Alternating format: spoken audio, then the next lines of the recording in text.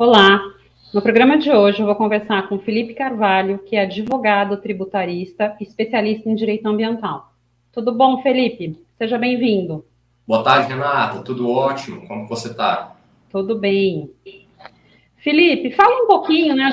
Já dei aí um spoiler de que você é advogado, trabalha na área tributária e ambiental, mas fala um pouquinho aí da sua formação, né? Um pouco da sua experiência profissional. Perfeito. Então, Renata, eu já tenho de atuação profissional aproximadamente 8 anos na área ambiental. Eu comecei durante a faculdade, né, antes mesmo de formar, nos estágios. Eu tive a experiência de realizar estágio no setor do IEF, na Advocacia Geral do Estado. Fiz estágio em escritório aqui que era voltado para a área de direito ambiental. E a questão ambiental sempre teve muito presente na minha vida, né? Aqui é uma região, resido em Patos de Minas, é uma região que o agronegócio é muito forte, então essa questão está sempre em alta aqui, né? E é uma situação que eu respiro, até porque a minha família mexe na área de fazenda, de madeireira, então eu sempre tive essa questão muito viva. Posterior a isso, eu busquei me especializar, né? Realizei o trabalho de conclusão de curso na área de direito ambiental. Hoje eu tenho recém-publicado a segunda edição do livro Temas Relevantes ao Direito Ambiental e sou especialista em direito ambiental também, sou pós-graduado. Ah, bacana.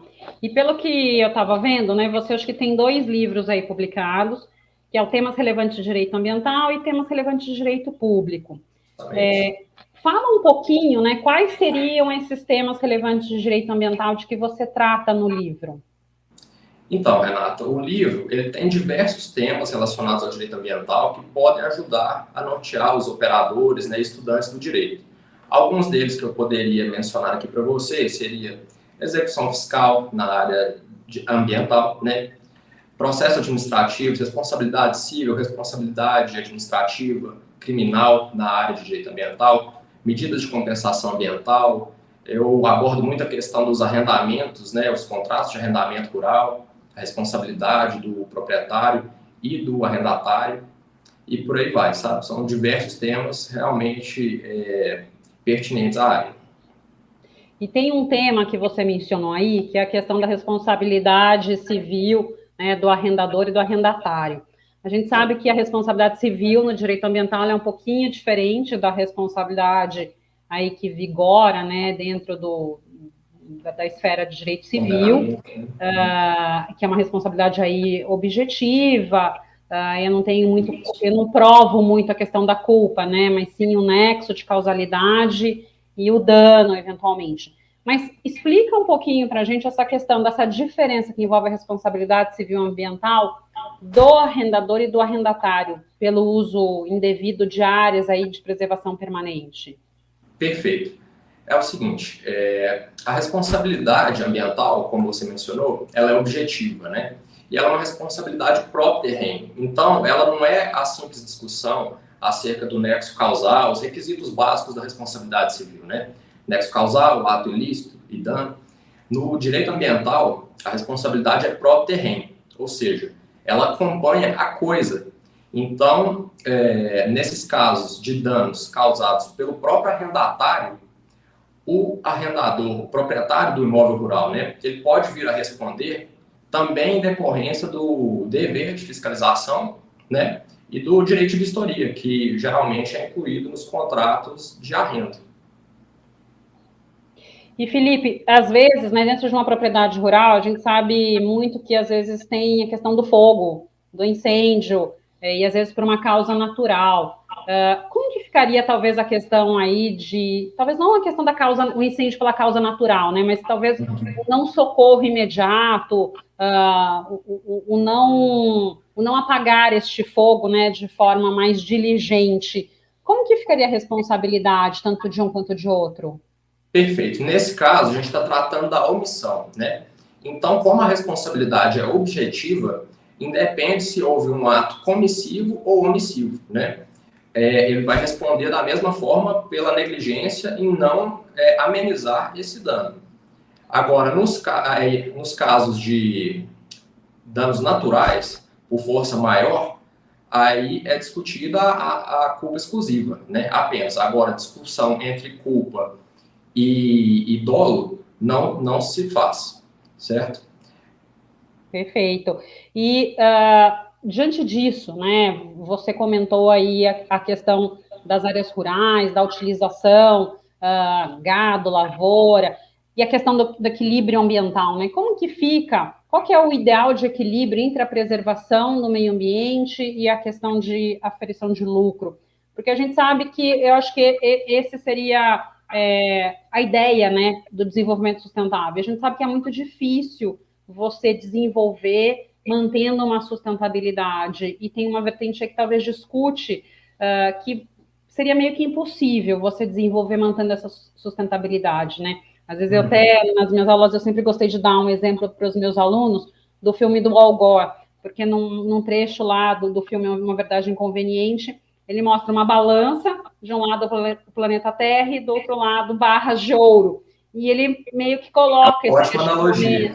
Exatamente. Então, assim, como que você alcança a riqueza sem a preservação do meio ambiente? Perfeito. Mas, assim, explora um pouco, aborda isso, porque eu acho que é um tema muito bacana e que poucas pessoas, às vezes, acham que dá, de fato, para você compatibilizar essas duas coisas, né?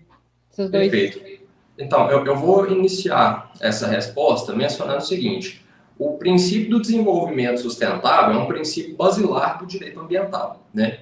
É um dos princípios iniciais da matéria. Então, o que se busca? Justamente conciliar a questão do desenvolvimento econômico sem degradar extremamente o meio ambiente, né? Atinando para a causa ambiental. Nesse caso, eu posso até mencionar um exemplo que eu atuei aqui no nosso loteamento, assim, já fugindo da seara de arrendamento na propriedade rural, porque o direito ambiental é muito amplo, né? Até na questão urbanística se discute muito. Lá nesse loteamento era necessário a supressão de uma área, né? Computando as áreas verdes que são exigidas no loteamento, era necessária a supressão de uma área.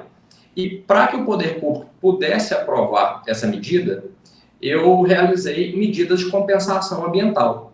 Qual foi a contrapartida? Nós, para podermos suprimir essa área, nos comprometemos com o produto dessa madeira, a doação para a APAI, para que eles pudessem tirar proveito econômico dessa madeira, ou até mesmo realizar queima e tal, de caldeiras. E nos comprometemos também em implantar uma árvore em frente a cada imóvel do loteamento, de forma a compensar o dano ambiental. Então, tem muito essa questão do reflorestamento, né? Voltando para a seara das fazendas, né? De área rural. Você pode realizar a compensação, inclusive em outras propriedades, porque dessa forma você atende ao interesse público, né? Tudo bem que vai ser realizada uma supressão ambiental, mas você tem que se comprometer a reparar esse dano, né? A equilibrar o meio ambiente, que seria a analogia da balança, com o desenvolvimento financeiro. Mesmo porque esse ponto que você mencionou, ele é importante, porque às vezes na sua propriedade não é tão vantajoso você fazer um reflorestamento, né? Por inúmeras razões, às vezes econômicas, às vezes pela questão da terra. Então, às vezes você ter uma outra área ser destinada para um reflorestamento, realmente às vezes é vantajoso, né? É o ideal aí a se buscar. Existe essa possibilidade, né, de reflorestamento em outras propriedades que não sejam aquela que está sendo realizada a supressão. Sim. E uma fazenda, né, uma área rural, muitas vezes ela tem ali uma diminuição da sua área produtiva, seja pela existência de uma APP, que daí seria a margem de rio, lagoa, uma nascente, mas também pela reserva legal. Diferencia um pouco essas duas questões, né, tanto a APP quanto a reserva legal, que são instrumentos ali que estão no Código Florestal, para os nossos ouvintes poderem entender um pouquinho mais. Perfeito. Esses dois institutos, né, são muito relevantes na área de direito ambiental. Inicialmente, cabe mencionar que eles são limitações administrativas, né? Ambos são limitações administrativas. Porém, os institutos não se confundem, né? A reserva legal, ela é definida a partir do bioma e ela é observada em percentuais mínimos de uma área que você deve destinar na sua propriedade para conservação de plantas nativas, né? Para resguardar uma área que não poderia ser degradada. E é uma medida até em contrapartida ao expansionismo agropecuário, né? Então, a reserva legal, ela, nos biomas, ela é dividida da seguinte forma. Em áreas de floresta, a porcentagem é mais elevada, né? 80% que é exigido. Em áreas de cerrado, que seria aqui da minha região, de Minas Gerais, é 35% a exigência. Em áreas de Campos Gerais e nas demais regiões do país, essa exigência é de 20%. Agora, em contrapartida, a área de preservação permanente, ela é um outro instituto, né, que consta no Código Florestal, que, como eu mencionei, ela não se confunde com a reserva legal, mas ela tem hipóteses direcionadas na lei de preservação.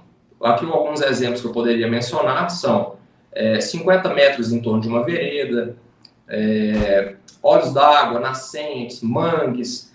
Ela é muito voltada para a preservação de recursos hídricos e de áreas que não deveriam ser extremamente exploradas, porque uma curiosidade é que existe a possibilidade, né, da exploração nas áreas de APP, que seja uma exploração sustentável. Conta para a gente um pouquinho, então, como que é essa atividade exploratória numa APP? Perfeito. Então, como eu mencionei, APPs, né, são áreas reservadas à proteção de recursos hídricos, plantas nativas. Os exemplos são, né, em torno de cursos de água, olhos d'água, nascentes. E aí, muita gente pensa que não há possibilidade de exploração dessas áreas.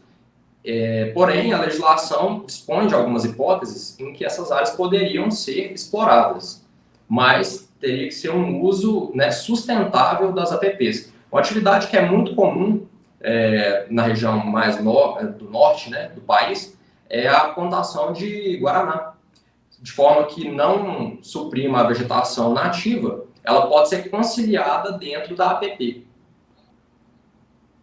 Que interessante.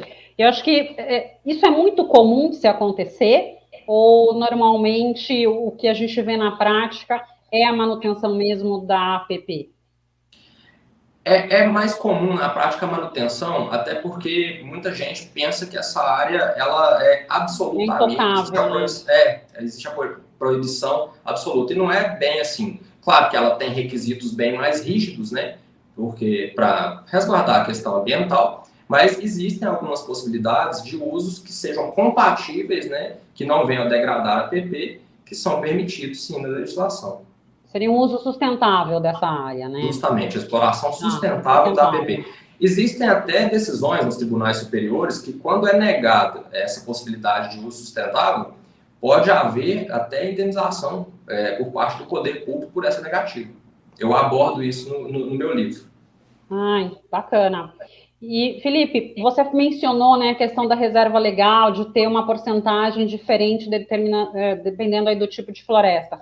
Por que há essa diferenciação, né, entre floresta amazônica, cerrado, o bioma aqui da Mata Atlântica? É o seguinte, ó, a gente acompanha nos noticiários recentemente a expansão agropecuária nos setores da Amazônia, né? Então, é pertinente que exista uma exigência maior nesse tipo de bioma. A Amazônia, né, é uma área de floresta, então é essencial para a preservação ambiental, não só do nosso país, como do mundo, né?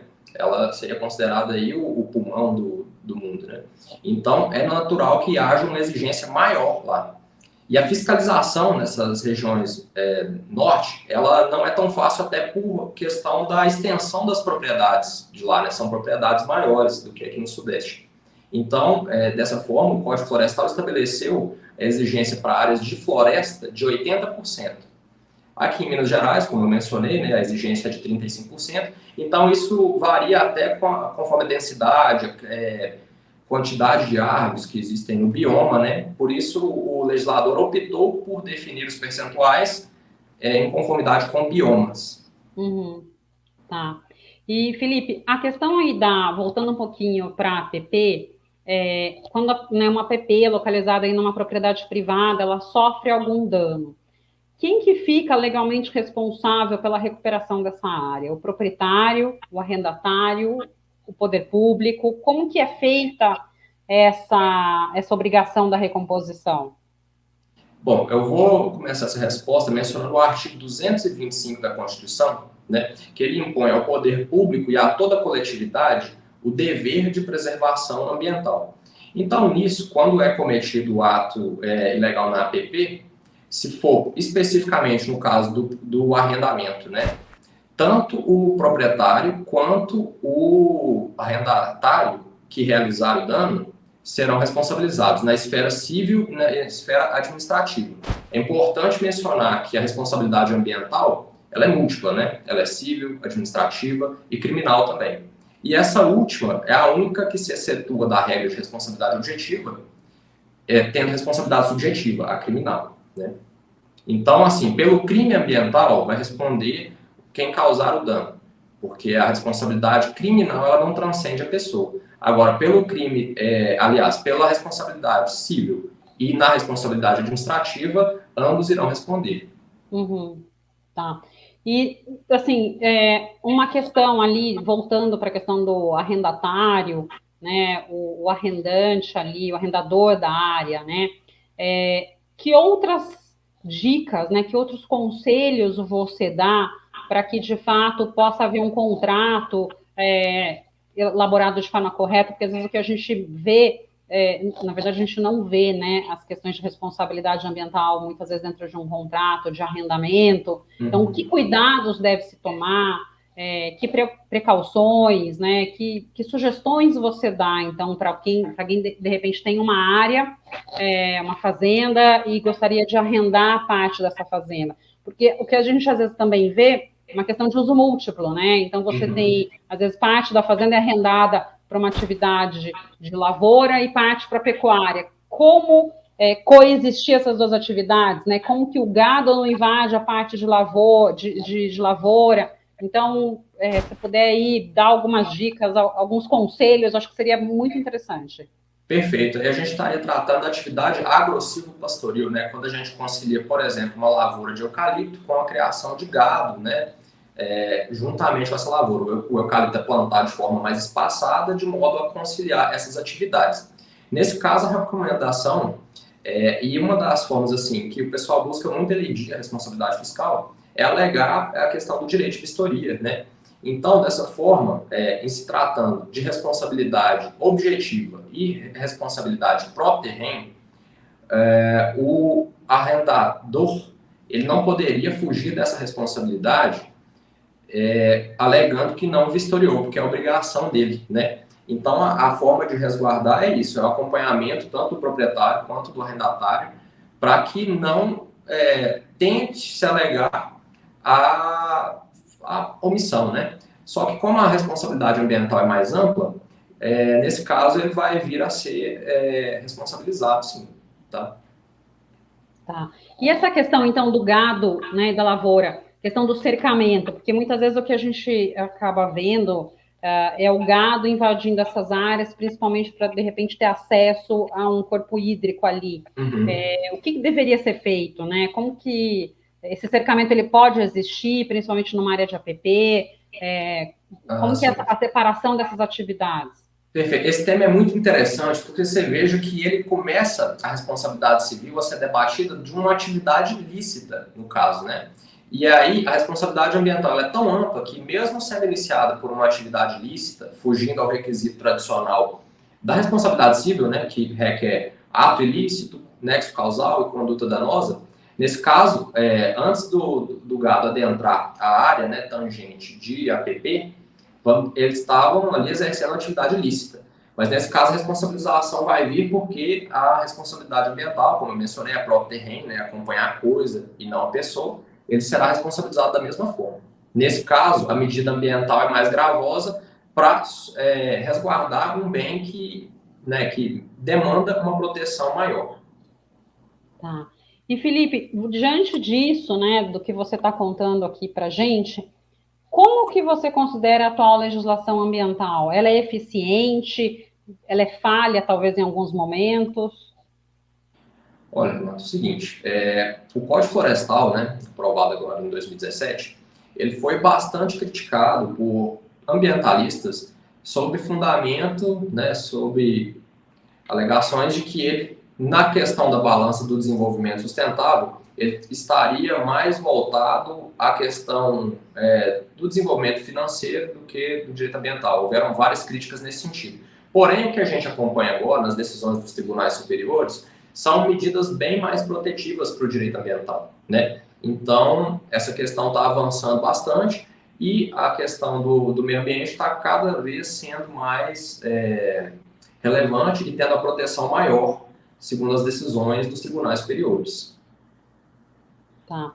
E o que a gente vê também muito, às vezes são áreas aí que estão degradadas e você tem uma obrigação de recuperação. Às vezes pode ser o proprietário, às vezes pode ser um terceiro, se firma um termo de ajustamento de conduta, um TCRA, né? Acho que cada estado aí, cada órgão dá um nome para esse documento aí que acaba sendo assinado. Como se dá essa questão, né? O que é importante de se observar num documento desse, antes de você ter essa pessoa aí envolvida a assinar? Que observações você faria sobre isso? Então, quanto à questão de acordos, né, de compensação ambiental, assim, o que a gente vê muito é quando ocorre o dano ambiental, a pessoa busca esse acordo, muitas vezes com o Ministério Público, né, e aí entram as medidas de compensação ambiental. Elas são válidas, né, de serem inclusas nesse tipo de documento, para que a pessoa possa realizar a supressão, atinando para o desenvolvimento sustentável, para o interesse público, mas buscando realizar isso dentro da lei, né, dentro dos limites, a não suprimir o meio ambiente de forma excessiva. E, Felipe, às vezes, assim, não é que às vezes, né? Na verdade, esse cumprimento aí dessas obrigações, ele precisa ser demonstrado. E muitas vezes acaba não ficando bem demonstrado e o Ministério Público depois acaba entrando com uma ação judicial. O que seria um documento assim bem demonstrado dessas fases, desse cronograma aí de cumprimento desses acordos? Bom, Renata, aí no caso eu entendo. Seriam questões técnicas, assim, é um documento, assim, na verdade seria um peticionamento de um advogado, seria um documento técnico, como que a parte demonstra que de fato ela está cumprindo para não ter dúvidas, né, por parte de Ministério Público em relação ao cumprimento ali dessa obrigação que foi imposta para ela. No caso, seria a questão do licenciamento, né, buscar a questão do licenciamento e o cumprimento dos requisitos que foram exigidos no momento da expedição dessa licença ambiental, né? Então, a pessoa, por exemplo, no nosso caso, que a gente atua com madeireiro, na realidade, a gente até tem uma propriedade com o agro-silvopastoril, né? É uma realidade que eu vivo muito próximo aqui. Então, para poder realizar esse cultivo, né, no caso da madeireira, emissão de dejetos, questões químicas e tudo, você tem que ter as licenças ambientais pertinentes ao órgão, né? E buscar cumprir as exigências dela, para que numa eventual fiscalização do Ministério Público, né, de órgãos ambientais, você esteja dentro do que a legislação impõe que é necessário. Uhum, tá, perfeito. Porque às vezes eu já vi acontecer isso, de você não ter uma efetiva demonstração e o Ministério Público acaba entendendo que não houve o cumprimento, ou que a área foi abandonada, e às vezes acaba entrando com uma ação. De forma antecipada, evitaria uma demanda protelatória, né? Uma outra situação também que às vezes eu vejo que é constante é a questão de incêndio em área rural, como eu até mencionei. E às vezes a pessoa está cumprindo, né, aquilo que foi acordado, um reflorestamento e tudo mais, mas de repente vem um incêndio. E tudo aquilo que foi feito se perdeu com o incêndio. E às vezes a gente também vê algumas demandas aí por parte do Ministério Público, né, que acaba tumultuando todo um processo ali que já estava se dando. Então, são questões, né, é um imponderável, mas... Né? Principalmente nessa época agora de julho, né, questão de incêndios, né, uma coisa assim, a fazer, assim, evitar isso na prática, que aí o proprietário poderia fazer, isso aí já seria uma recomendação mais técnica, né, seriam os assoreamentos. Os aceros, né, isso. Justamente, os aceros em torno das propriedades para evitar que o fogo se propague, se expanda, porque na época de seca é muito comum, né. É muito comum, E que, às vezes, eu já vi proprietário rural até perguntar, mas acero, precisa fazer acero? Precisa, né? É importante por conta disso, por conta... Nossa, é demais, né? Porque aí, no caso, ele vai estar agindo, a conduta seria de evitar o dano ambiental, né? E do próprio prejuízo que ele vai ter. Sim, exatamente, tem esses dois fatores, porque não é só o dano ambiental, mas às vezes o prejuízo a toda uma produção que realmente impacta, né? E aí, por esse ato de negligência, além da responsabilidade ambiental, ele vai sofrer os danos, né? Seriam as condutas preventivas, né? Outro princípio muito relevante na área do direito ambiental, né? É o princípio da precaução, o princípio da prevenção. Eles são bem necessários, né? Para evitar os danos. Perfeito. E Felipe, né, que mensagem você deixaria aqui para o nosso público? Que sugestão você deixaria aí para eles? Bom, é o seguinte, como existem sempre várias atualizações, a legislação está em constante mudança, né, buscando adequar a realidade social, eu recomendo que estudem sempre, né, busquem se atualizar e, se quiserem informações relevantes sobre o tema de direito ambiental, informações precisas, que assistam o canal da Renata. Perfeito, Felipe. Olha, foi muito bacana a nossa conversa de hoje. Acho que é um tema que muitas vezes a gente não vê as pessoas se debruçando, né, sobre ele, essa questão da responsabilidade no arrendamento ali de uma terra. E a gente vê com essa questão do agro, que realmente ela é importante, as pessoas precisam dar atenção a essa questão. Então, muito obrigada. Acho que foi muito bacana mesmo aqui a nossa conversa. Muito obrigada. Prazer, viu, Renata? Espero poder estar voltando aqui para debater novos temas com você, tá bom? Meus agradecimentos. Com certeza, o convite já está feito. No programa de hoje, eu conversei com o Felipe Carvalho, que é advogado, tributarista e especialista em meio ambiente. Muito obrigado a você que nos prestigiou até aqui. Deixe seu like, se inscreva em nosso canal e compartilhe, até para que mais pessoas tenham conhecimento do que a gente discute e conversa aqui em nosso programa. Nos vemos na próxima semana.